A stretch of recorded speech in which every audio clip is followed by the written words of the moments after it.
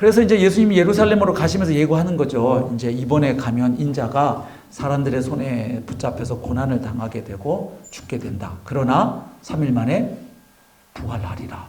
그 이야기를 제자들에게 계속 얘기해요. 그러나 우리가 알고 있다시피 제자들은 그 당시에는 그 말의 의미를 제대로 다 이해하지 못했고, 그리고 모르면 뭐라도 해야 됩니까? 물어야 되죠. 근데 제자들은 묻기도 두려워하죠. 저는 그 마음을 잘 압니다. 제가 수포자였기 때문에, 수학 포기자였기 때문에 이게 뭘 알아야 질문도 합니다. 내가 뭘 아는지 뭘 모르는지를 알 때 궁금한 거 질문하는데 아예 모르면, 저는 그냥 수학 시간에 거의 러시아어 수업 듣는 거랑 비슷했기 때문에 뭐 질문할 게 없었죠. 제자들의 마음을 이해합니다. 질문해야 되는데 안 해요. 그리고 자기들끼리 누가 크냐 서열 다툼하고 앉아있고, 예수님은 좀 잠시 후에 죽는다는 얘기 하는데 자기들은 지금 예수님 이제 예루살렘 가서 왕에 오르시면 누가 이제 국방부 장관하고 문화부 장관하고 총리하고 뭐 그런 서열 정리하고 있었지 않습니까? 예.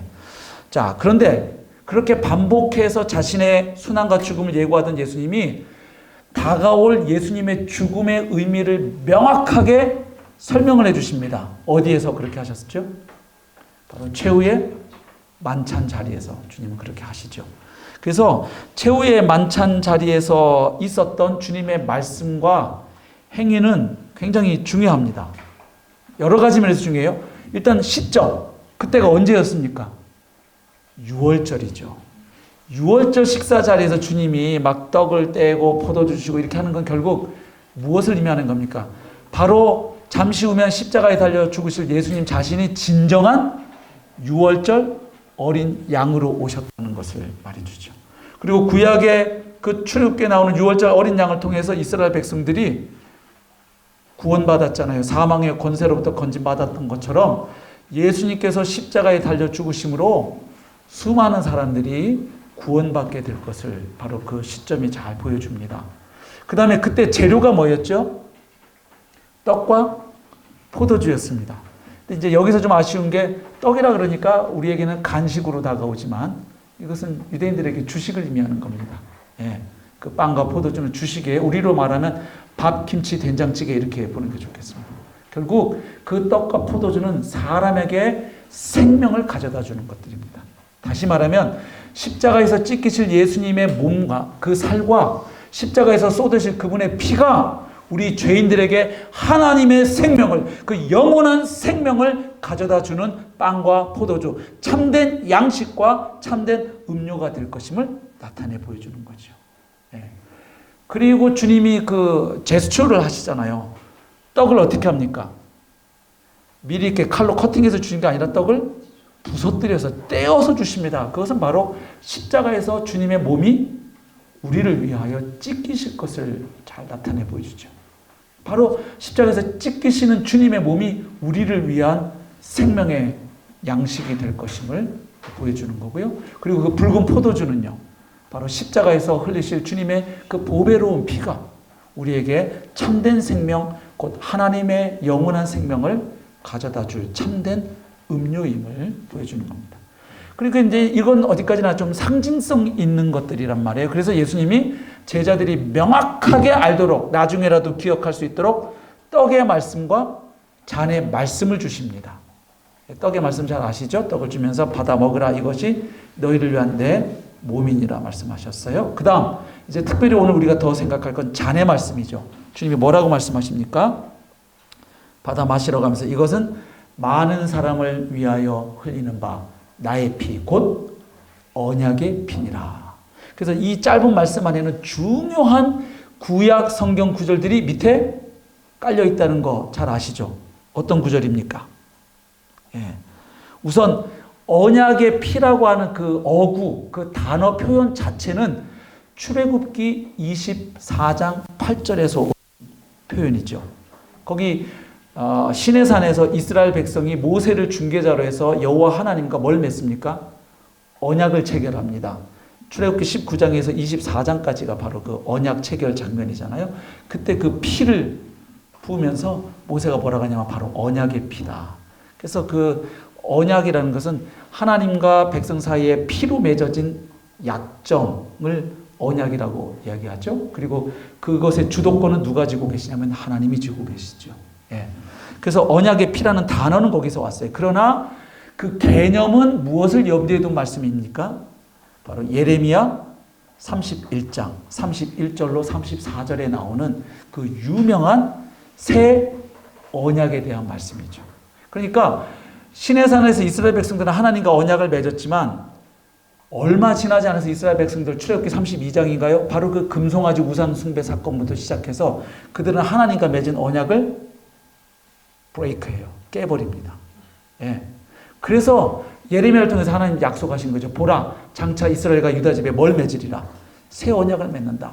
그러면서 그 새 언약은 옛 언약과 어떤 면에서 다르다고 말씀하십니까? 바로 하나님의 법을 사람들의 마음에 새겨서 그들이 하나님의 법에 순종하게 하겠다고 말씀하십니다. 예. 왜냐하면 모세는 이미 알고 있었습니다. 신명기서라든지 보시면 모세오경을 보시면 이스라엘 백성들이 하나님과 언약을 맺고 큰 소리 빵빵 쳐서 우리가 하나님의 법을 지키겠습니다. 그러나 모세는 이미 내다봐요. 이스라엘 백성들이 그 하나님의 법을 지키지 못할 것임을. 왜 모세가 그걸 내다보았죠? 그들이 마음의 할례를 받지 못했다는 것을 모세오경에 보면 몇 번 나와요. 그래서 마음의 할례를 받아야 된다는 것을 모세가 이미 언급합니다. 그것을 받아서 로마서에서 바울이 또 할례는 마음에 할지니 바로 그 표현이 그래서 등장하는 것이죠. 그래서 그 하나님의 법이 마음에 새겨져서 하나님의 법을 지키는 진정한 백성, 그리고 같이 나오는 게 완전한 속죄가 나옵니다. 거기. 예. 그래서 그 새 언약에 대한 말씀인데 결국 예수님이 이것이 언약의 피다라고 말씀할 때는 주님이 십자가에서 쏟으시는 그 피가 바로 선지자들 예레미야가 내다보았고 에스겔도 내다보았습니다. 에스겔 36장 37장에 나와 있지요. 근데 에스겔은 예레미야보다 한 걸음 더 나간 게 있어요. 뭡니까? 예레미야는 새 언약 때 하나님의 법이 우리 마음판에 새겨진다고 얘기했는데 그게 어떻게 새겨지는지는 얘기를 안 했는데 그걸 누가 얘기해 줍니까? 에스겔이죠. 바로 하나님이 성령을 부으심으로 말미암아 그 일이 가능한 것을 에스겔이 말해주고 있죠. 그리고 이제 요엘 선지자는 요엘서 2장에서 그 종말론적 구원의 시대에는 성령이 보편적으로 남종과 여종, 늙은이, 젊은이 할 것 없이 보편적으로 부어지는 바로 그 시대가 새 언약의 시대가 될 것임을 요엘 선지자는 예언했던 것이죠. 자, 그래서 여기 결국 그러니까 예수님이 지금 언약의 피라고 말씀하실 땐 내가 십자가에서 쏟을 피가 무슨 피다? 새 언약의 피다. 다시 말하면 예수님의 죽음의 한 가지 의미가 나오는 거예요. 바로 죄인인 우리들을 하나님의 진정한 새 언약 백성으로 만들기 위한 새 언약의 제사가 바로 예수님의 십자가 죽음이 될 거라는 이야기죠.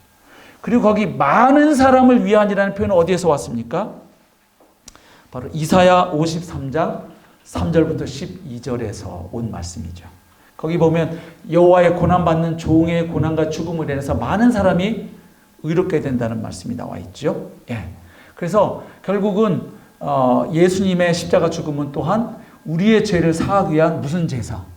속죄, 완전한 속죄의 희생 제사가 될 것임을 예수님이 말씀하신 겁니다. 그러니까 예수님은 여러분 여기서 우리가 정리해야 됩니다. 십자가 사건의 의미를 나중에 부활 사건을 경험하고 제자들이 신학화 작업을 통해서 자기들이 정리하고 규정한 게 아닙니다. 예수님이 먼저 그 일이 일어나기 전에 해주셨던 거예요.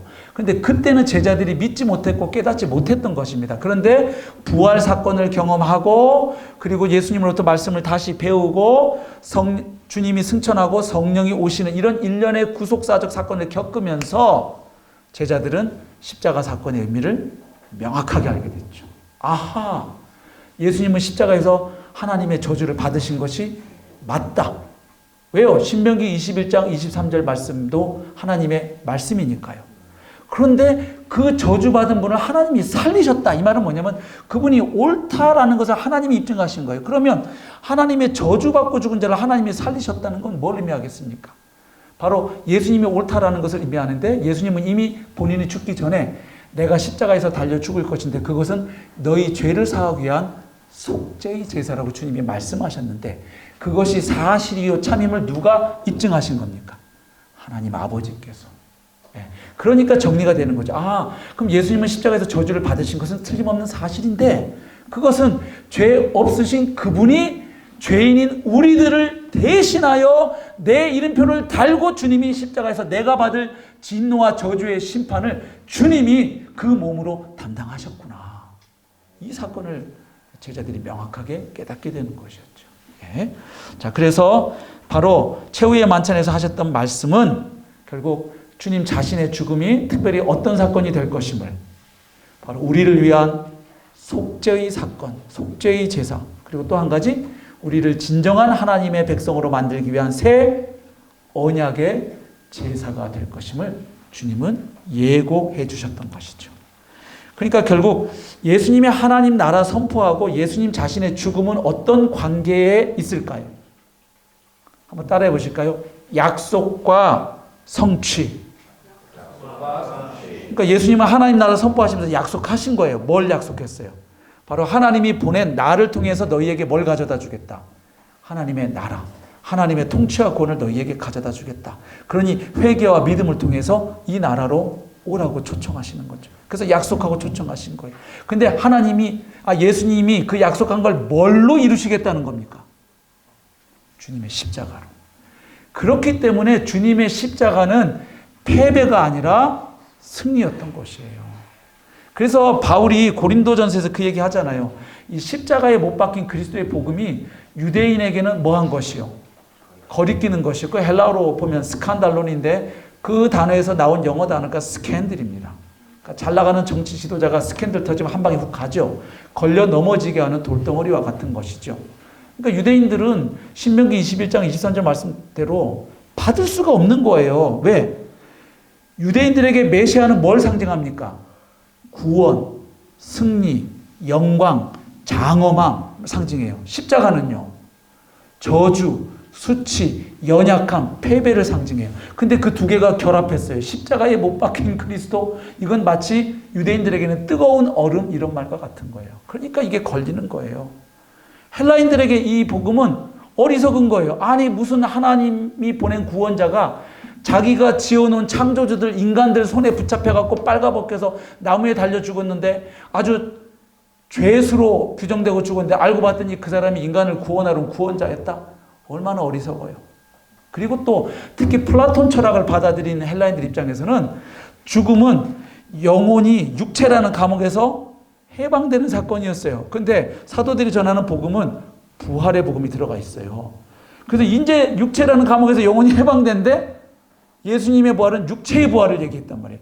그러면 해방된 영혼이 또다시 육체라는 감옥으로 또다시 기어들어온 거예요. 이게 얼마나 말도 안 되는 어리석은 이야기예요. 그러나 바울이 뭐라고 합니까? 바로 이 십자가에 못 박힌 그리스도의 복음이 믿는 자들에게는 하나님의 능력이요 하나님의 지혜니라. 아멘. 그렇게 선포하는 것이죠. 네. 자, 그리고 예수님의 하나님 나라 선포에 있어서 또 한 가지 의도를 보면 예수님은 단순히 그냥 하나님 나라가 있다, 온다, 하나님 나라는 이런 거야, 이런 말씀만 하신 게 아니고요. 바로 자기 자신이 그 하나님 나라의 중심에 있다는 사실을 계속 선포하십니다. 예. 그러니까 예수님은 하나님 나라가 자기 자신 및 예수님 자신의 사명 혹은 그분의 가르침과 긴밀하게 연결되어 있다고 믿고 가르치셨어요. 그뿐만 아니라 하나님의 나라가 누구를 통해서?